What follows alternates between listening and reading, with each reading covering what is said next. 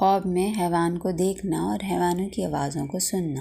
اگر کوئی شخص چوپائے یا پرندے سے گفتگو کرے اور یہ اس کی سمجھ میں آ جائے جو بات پرندے یا چوپائے نے کہی ہے وہی اس کی تعبیر دی جائے گی، یا خواب میں دیکھنے والے سے کوئی ایسا کام، کوئی ایسا عمل صادر ہوگا جس پر لوگ تعجب کریں گے۔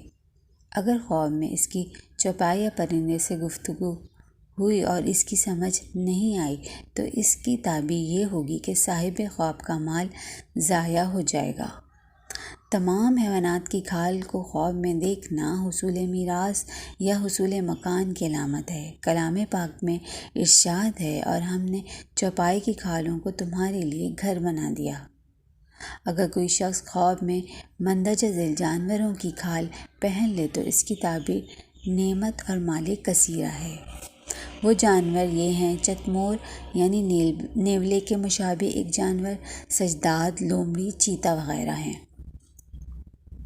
حیوانوں کے بال اور اون وغیرہ کی تعبیر فوائد مال، دولت، لباس وغیرہ بغیر میراث کے دستیاب ہونا ہے۔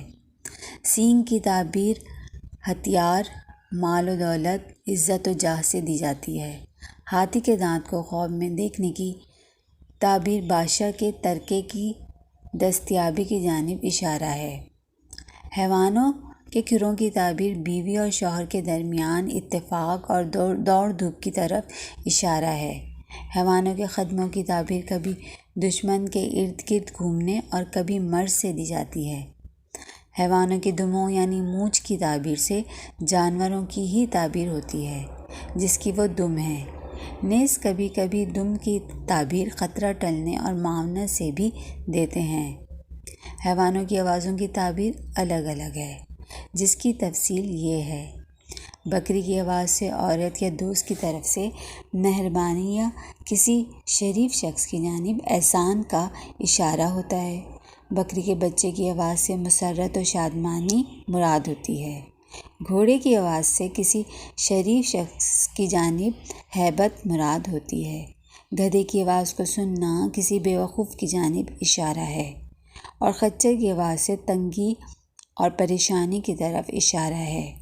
بچھڑے، بیل اور گائیں ان کی آوازوں سے کسی فتنے میں ملوث ہونے کی طرف اشارہ ہے۔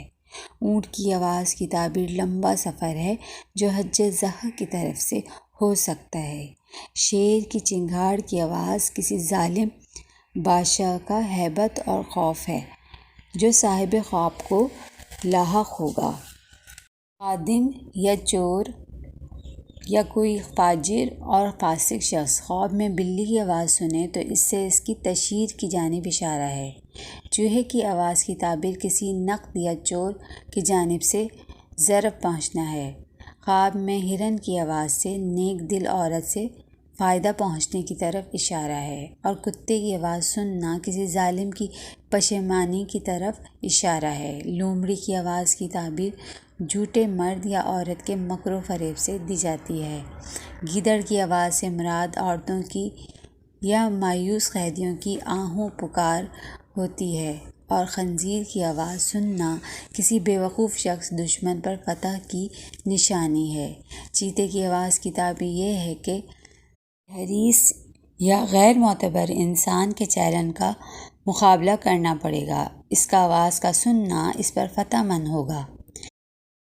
مینڈک کی آواز سے کسی عالم یا بادشاہ جیسا کام کرنا مراد ہوتا ہے۔ بعض لوگوں نے اس کی تعبیر ناپسندیدہ بات دی ہے، اور سانپ کی آواز سے ایسے دشمن کی آواز مراد ہوتی ہے جو اپنی دشمنی کو ظاہر کرتا ہے، اور اس کی آواز سننے والا اس کے مقابلے میں فتح مند ہوگا۔